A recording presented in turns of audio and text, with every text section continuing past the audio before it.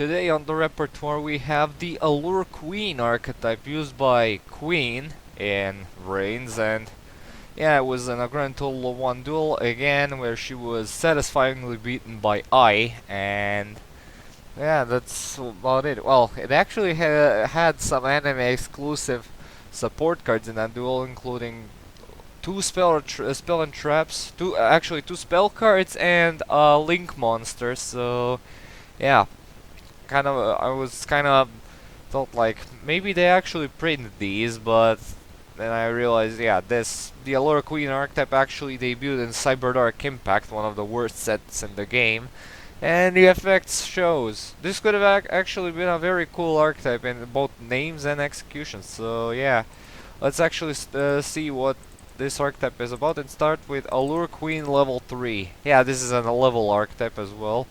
It has 500 attack and defense, and has this effect that once per turn during our main phase you can select one level 3 or lower monster on your opponent's side of the field and equip it to this card. Only one card at a time can be equipped by this effect. If this card would be destroyed by battle, the equipped monster is destroyed instead. During a standby phase, by sending this card to the graveyard while equipped to this while it's equipped to this effect, special summon one Allure Queen level 5 from your hand or deck.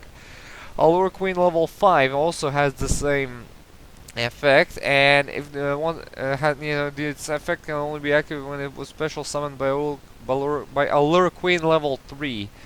You can select one level 5 or lower monster on your opponent's side of the field and equip it to this card. Yeah, same limitations as well, and same kind of protection. Sorry, sneezing. Almost sneezing, but anyway. During your standby phase, by sending this card to the graveyard while it's equipped to, due to its effect, special summon one Allure Queen level 7 from your hand or deck. In Allure Queen level 7, and if it was special summoned by Allure Queen level 5, can target one monster on your opponent's side of the field of any level, actually, this time, and equip it to this card. Yeah, same limitation, and yeah, same protection. It doesn't even get an additional effect due to it being the last and the boss monster of the archetype, but and also it doesn't gain attack points due to the according to what kind of monster is equipped to it. So yeah, it's a very hard bummer. I have to say Cyberdarks are at least somewhat better because they actually gain attack points from the monsters they actually have equipped onto themselves, which is really sad. Really, it's you can circumvent these. You can circumvent some of the summoning conditions for some of the Allure Queen monsters with level up, but all you get is protection and nothing else. And not to mention that this equipping effect actually targets those monsters, so you're not going to steal many of the opponent's problematic stuff. So yeah, that's a bit of a bummer as well.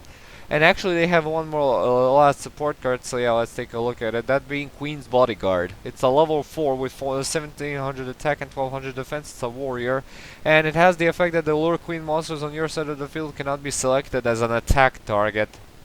So yeah, it basically, if you control 2 of these, then yeah, the opponent can choose which one of these to destroy. It only if you have a board splashed with monsters along with these things, it basically means that your opponent just can't select Allure Queen as the attack target, only those other monsters. As soon as this card leaves the field, well, the opponent can target Allure Queen to attack, so yeah. Anyway, yeah, this is a very badly executed archetype, and the grades will surely show. Of course, everything gets a 1 out of 3 because this is a very poorly executed archetype. What can I say? It's really a hard shame though, because I like actually the theming of this archetype had to have a a female monster like seduce other monsters in order to equip them. So yeah, it's also a bit of a funny scenario as to when an archetype gets equipped onto onto a female monster that basically looks very hot. So yeah. Anyway, yeah, I'd like to I'd like to actually see, maybe not in this archetype, but I'd actually like to see an archetype being brought into relevance, which actually has the similar equipping shenanigans effect pulled off and, you know, executed very well in the future. I'd really like to see that, because I could actually see some very potent form of removal, and not to mention that in terms of aesthetics, it can be actually very cool to see. So yeah. Anyway, yeah, that's the Allure Queen archetype.